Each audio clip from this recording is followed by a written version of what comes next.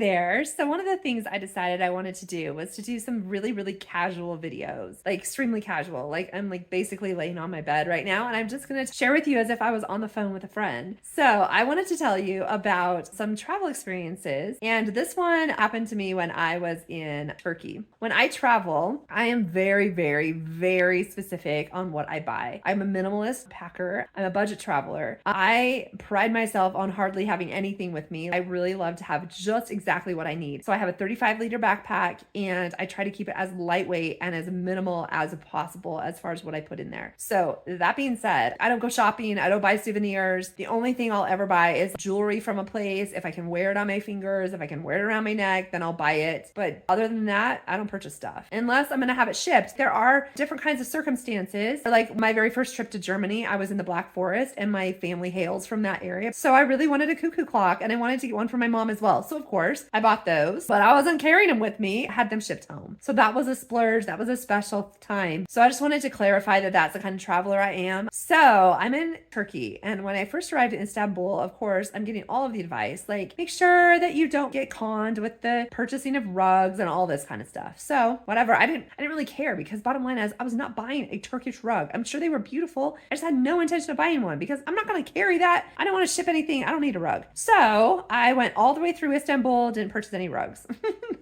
I flew to Cappadocia. No rugs were purchased. I bought a ring. I was very happy with myself. Like I said, there was no temptation. So then I flew to Izmir to go to Ephesus. And that is a beautiful area. And I was staying at this hostel. And the guy who owned the hostel, his name is Alibaba. And he owned the restaurant that was around the corner from the hostel. And he owned a rug shop, like right next door to the restaurant. So when I got there, I got settled. I did some work on my computer. And then I went out with one of the girls from the room and we walked over to the restaurant and we're going to get something to eat. So we're sitting outside and we're just ordering our food. Alibaba comes out, he takes our order and we're sitting there chatting. I'm sitting on this picnic bench and the bench like had a back on it, but it had like a rug over the top of it that was like small and it was beautiful. I was like, this is actually really pretty. And they're like, well, I'm sure that Alibaba would be more than happy to sell you a rug because he owns the rug shop, next door. And I didn't realize that at the time. But anyway, I was like, oh, okay. So Alibaba comes out to give us our food and I was like, okay, so tell me about this rug. I want to know more about it. Like he's like, well, this particular one's about $150. I'm like,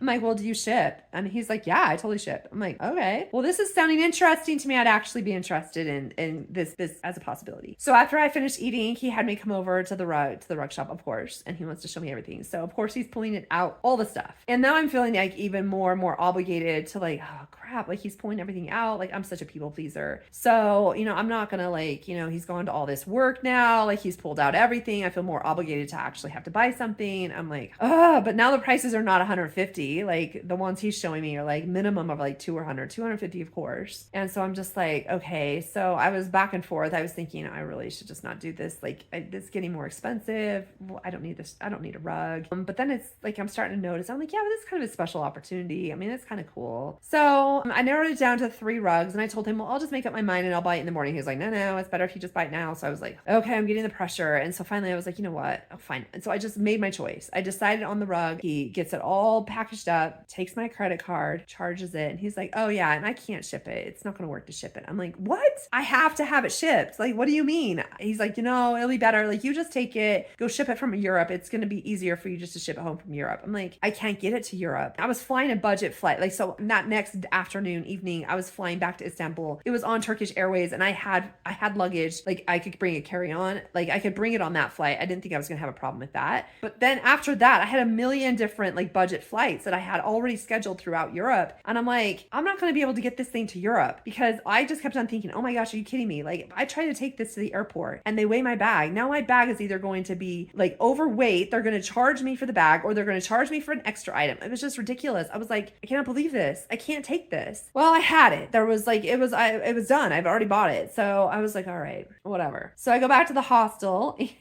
and I'm like with my roommate roommates. I'm just laughing. I'm like, I cannot believe I just bought this rug. I can't believe it. So I'm like, pull all my stuff. Like I pull a bunch of stuff. I didn't have a lot of stuff with me, thank goodness. I pull a bunch of stuff out of my Cotopaxi backpack, my 35 liter, and I'm like, okay, I'm just curious, will this thing fit? Because now meanwhile, I didn't buy like a full size rug for a room. I just bought a rug for underneath a coffee table or something. It's a decent size. I'd have to measure it. I don't even know how big it is. But so I was like, all right, he had it all rolled up in this little other bag. And I just took that bag and I shoved it in my backpack and I put things around it. And I was like, wow, it actually fit. But to lift up that backpack, I was like, this is a ton. So I later on, I figured out that rug itself weighed at least 25 pounds. Well, you're limited to about that much for your carry-on bag. And my bag already probably was that much weight. So now I'm carrying like 50, 60 pounds on my back. It was insane. So anyway, so I had it in that bag the next day. Like I stored my bag with my friend from my room was also going to Ephesus. And so Alibaba was taking us to the gate. And so we left our bag at the restaurant. I was leaving. I was checking out. I was leaving to go back to Istanbul that night. So that afternoon. So I went to Ephesus for the morning, the early afternoon. I made my way back. I picked up the bag. I put it on my back. I'm like, oh my good grief. This is miserable. I walked. It was about a 15-20 minute walk to the train station and it was miserable. It was so heavy. I really felt like my knees were almost like going out on me because I was just carrying all this weight. And I was like, oh my gosh, this is awful. I can't do this. I can't do this for another 2 weeks. I still had 2 weeks left of travel. I'm like, I'm so careful about not having my bag be too heavy. I pride myself in having a light bag. I was a little bit upset. So anyway, so I get on the train and I was on my way to the airport and then I was flying to Istanbul. I would be there for the night and then I was flying off to Belgrade the next morning at like 4 o'clock in the morning. And I'd already been to Istanbul. I was going back to the same hostel I had been before. And the guy that ran that hostel, his name was Jimmy. He was super helpful, lovely guy. And so I texted him on WhatsApp and I was like, hey, Jimmy, I bought a rug. He's like, I told you not to buy a rug. I'm like, I know you told me not to buy a rug, but I bought a rug. I've got the rug. So perhaps you can help me. Do you have any suggestions? Like, what can I do? How can I ship this? I even had a friend who was in Ankara and her husband worked for the embassy, the US embassy. So I thought, well, maybe she can even like ship it for me. Like maybe I can send her money and I could just send it to Ankara and she can ship it. I was looking for all these solutions because I was like, I don't even know what in the world. So anyway, Jimmy was like, you just get here and we'll figure it out when you get here. So I got there, it was late. He was like, let me show you where to eat. So he takes me to this place and we grab some food and we come back and we're looking at this rug and he's just like shaking his head like, oh, it's heavy. And I'm like, I know. He's like, well, I'm guessing because he weighed it. So he knew about how much it was. And he looks at the postal service's website. He goes, I do have a cousin who's in shipping. Like, anyway, whatever. So he's like, it's too late for us to do anything about it now. Nothing's open. You have two options. You take it with you and you figure out what you're going to do with it. Or if you trust me, you can leave it with me. I estimate that it'll be about $75 US to ship it. So we can go get the cash out. You can give me the cash and then I can take care of shipping it for you. And that's only if you trust that you want to leave that stuff with me that I'll do it. And I was like, well, I mean, on paper, that sounds really stupid, right? Because I don't hardly know Jimmy at all. Like, I mean, he was a really nice guy, but like, I don't know. Is he going to be, honest enough to send my rug? I have no idea. But at this point, I really didn't have any other choice. So I was like, all right. So I went and got the $75 out and I was like, all right, here we go. I knew that this was going to go down one of three ways. So first option was Jimmy was going to be honest and he was going to ship my rug through his cousin or however he was planning, and he was going to ship it to me and there was going to be no problems. Option number two, Jimmy was going to go to the cousin or go to the place and he was going to find out all of a sudden either it was more money or he was just going to pretend like it was more money and he was going to extort me for more money. And then I was going to have to decide if I wanted to keep on giving him more money as blackmail for my rug or if I was just going to have to cut my losses and not get my rug. Option three that I could see as a potential option was that Jimmy wasn't going to send the rug at all and he was just going to keep my rug and keep my $75 and I was just going to be out all of it. Well, I knew that those were the three possibilities. I couldn't think of any other possibilities. Those were it. Those were the three. And I had to be fine with any of them because I couldn't take the rug with me. So I was like, well, I can't take the rug with me. The chances of it costing me a lot more than $75 every single time I got on a flight, it was going to cost me a minimum of $75, if not more dollars than that to haul that rug on there. I was going to be out way more money than just taking my chances and saying, well, maybe I'll never see this rug again in my life. So I left it with Jimmy, left him the $75 and I just hoped for the best.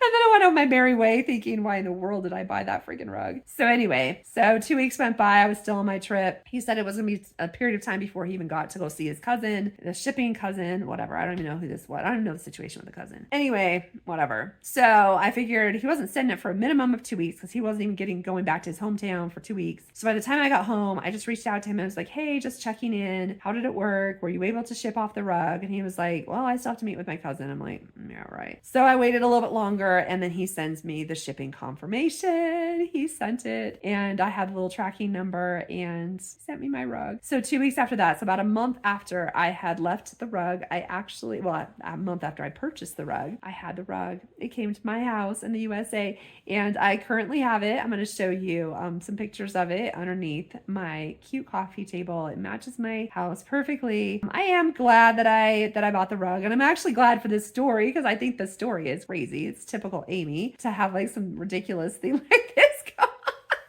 But the cool thing is that if you want to know, Cotopaxi's 35 liter will actually hold a Turkish rug along with all your other things. I mean, within reason. It can't be super big.